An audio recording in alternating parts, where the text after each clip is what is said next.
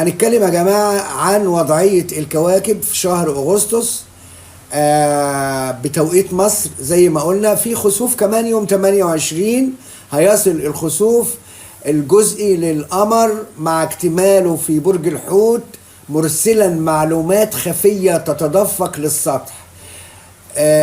نسب الحجب ومواعيد الذروة في شمال إفريقيا، هنقول الجزائر مثلا هتشهد كسوف جزئي استثنائي هيتزامن مع وقت الغروب.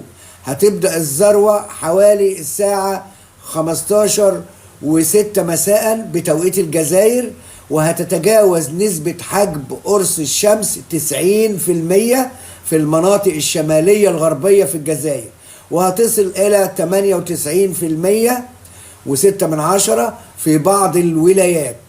المغرب هتحظى برؤية ممتازة للكسوف الجزئي مع اقتراب الغروب بنسبة حجب كبيرة هتتراوح ما بين 80% إلى أكثر من 90%. ده هيبقى في المدن الشمالية. تونس وليبيا هيشهدوا كسوف جزئي بنسب حجب متفاوتة تقل تدريجيا كلما اتجهنا شرقا على مصر. معلومة تهمك ل2027 إذا كنت في مصر وتتطلع لحدث فلكي مهيب، فستكون على موعد مع الكسوف الكلي التاريخي في 2 أغسطس 2027.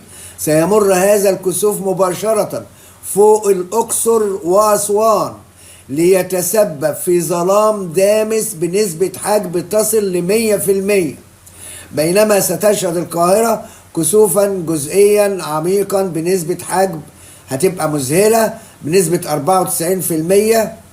الشمس في الأسد، كده دخلنا على وضعية الكواكب حتى يوم 22 أغسطس، ومن 23 أغسطس هتبقى في العذراء.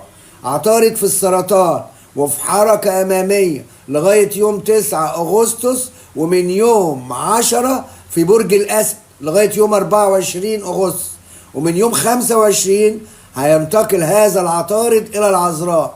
طب الزهرة في العذراء لغاية يوم 6 أغسطس، ومن يوم 7 في الميزان وده هيبقى لآخر أغسطس.